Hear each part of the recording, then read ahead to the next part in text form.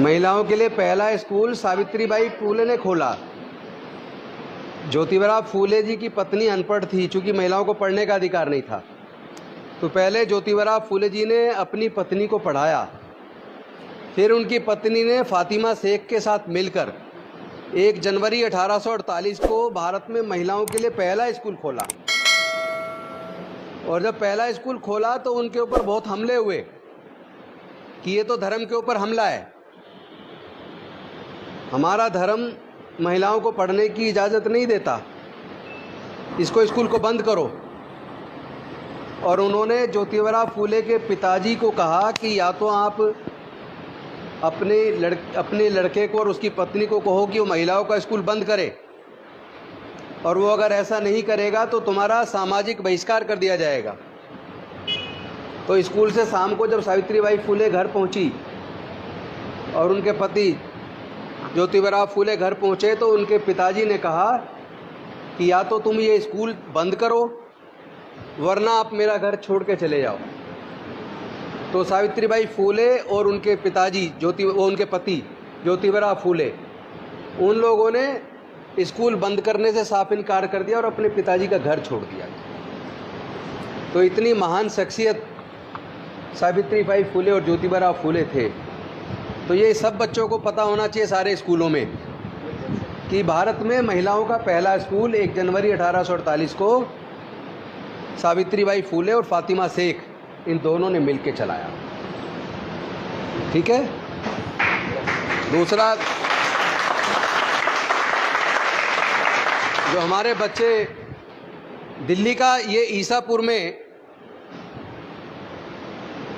जो किस के द्वारा संचालित दिल्ली सरकार का पहला रेजिडेंशियल स्कूल है जिसमें आप लोग पढ़ रहे हैं, और ये स्कूल गरीब बच्चों के लिए जिनके पेरेंट्स बच्चों को पढ़ा नहीं सकते, उनका खर्च नहीं उठा सकते, बेहद गरीब बच्चों के लिए स्कूल है।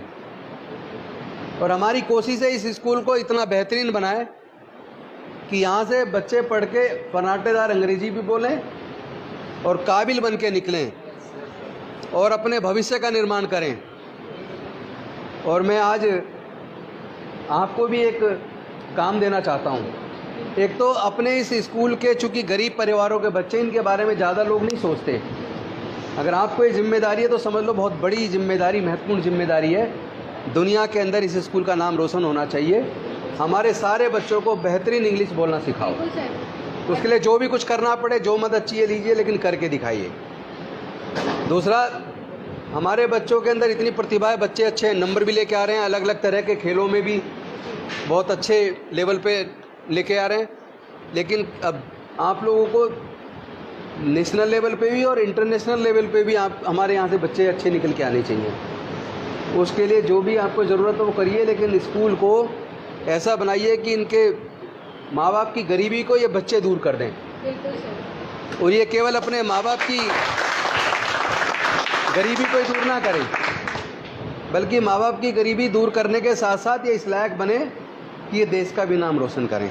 दिल्ली का हर बच्चा वो बेहद काबिल बने, अपने घर को भी मजबूत करे और देश को भी मजबूत करे।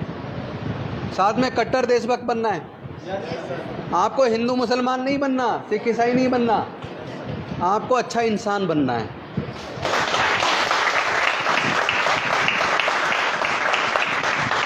आपको किसी भी प्रकार के अंधविश्वास में भरोसा नहीं करना। अंधविश्वास, पाखंडवाद से कुछ नहीं मिलना। आपको जो भी कुछ मिलेगा वो केवल आपकी मेहनत से मिलेगा, आपकी काबिलियत से मिलेगा। और वैसे भी गरीबों को तो कोई वैसे मौका नहीं देता। तो तुम इस लायक जरूर बनना कि 10-5 और गरीब बच्चों को पढ़ा सको। फंडामेंटल राइट पढ़ाने, बच्चों को भारत की संविधान की प्रस्तावना उसका अर्थ अच्छे से समझाना है। बच्चों को directive principle of state policy पढ़ानी है और बच्चों को फंडामेंटल ड्यूटीज़ पढ़ानी है। क्योंकि एक तरफ आर्टिकल 13 से आर्टिकल 32 तक फंडामेंटल राइट्स हैं जो भारत में सभी लोगों को भारत का संविधान देता है। दूसरी तरफ आर्टिकल 33 से आर्टिकल 50 तक केंद्र सरकार को, राज्य सरकार को संविधान ये निर्देशित करता है कि गरीब से गरीब के बच्चे को सरकारी खर्चे पे अच्छी शिक्षा मिले, कोई भूखा ना रहे, सबको रोजगार मिले, देश के संसाधनों में सबको बराबर हिस्सा मिले। यानी देश की सरकार की नज़र में सब बराबर है, सबको सब साथ कैसे आगे बढ़े, ये काम सरकारों को करना है, जो सरकारें नहीं कर रही हैं। प्रेम पैदा हो, भाईचारा पैदा हो, अंधविश्वास और पाखंडवाद से बिल्कुल दूर रहना। कोई जादू टोने से नंबर नहीं आते, पढ़ने से आते हैं, पूजा पाठ से नहीं आते, ठीक है ना। तो जो हम जितनी मेहनत हम ज़्यादा करेंगे उतनी ऊंचाइयों पे जाएंगे, जितनी मेहनत कम करेंगे उतना ही नीचे रह जाएंगे। और आपको तो अपने माँ बाप से सबक लेना है, वो गरीब क्यों रह गए। अगर वो उन्हें पढ़ने का मौका मिला होता, अगर वो पढ़े लिखे होते, वो कामयाब होते, तो फिर आपको इस स्कूल में, जहाँ मतलब एकदम गरीबों के लिए खुला है स्कूल, उसकी ज़रूरत नहीं पड़ती।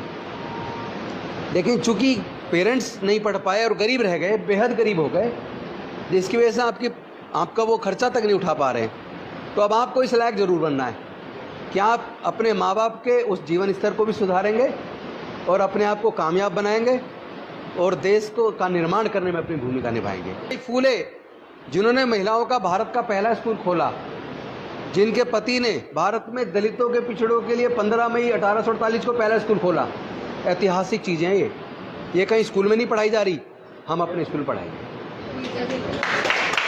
और ये कुछ किताबें हम आपको देंगे, आप उसको वहाँ लाइब्रेरी में रखें।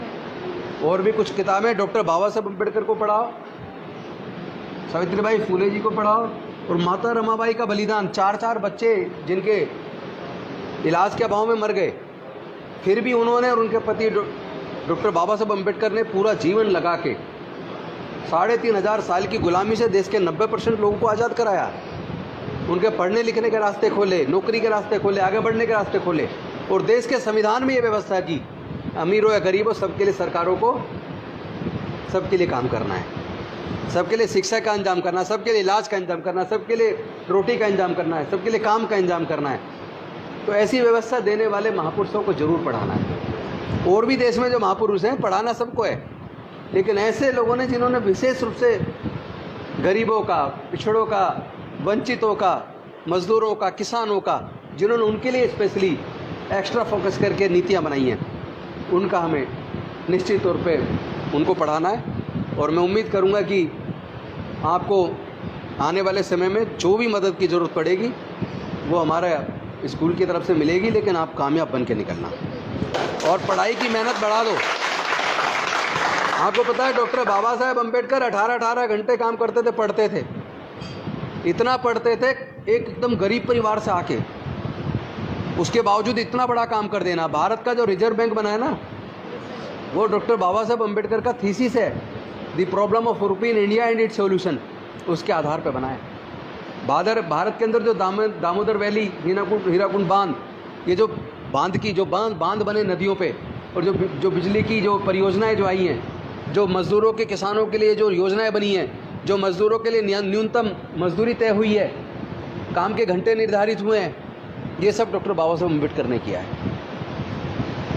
तो और महिलाओं को जो मैटरनिटी लीव मिलती है और उसके बाद छुट्टी के बदले पैसे भी मिलते हैं, वो भी उन्होंने किया है। तो ऐसी जो महान शख्सियतें देश के अंदर हुई हैं, मुझे लगता है उन सबको पढ़ के उनको अपना प्रेरणा स्रोत मानते हुए, जिस तरह उन्होंने पढ़ के मेहनत करके इतनी ऊंचाई हासिल की है, उसी तरह ये मान लेना कोई भी गरीब से गरीब कमज़ोर बच्चा भी मेहनत करके वो मुकाम हासिल कर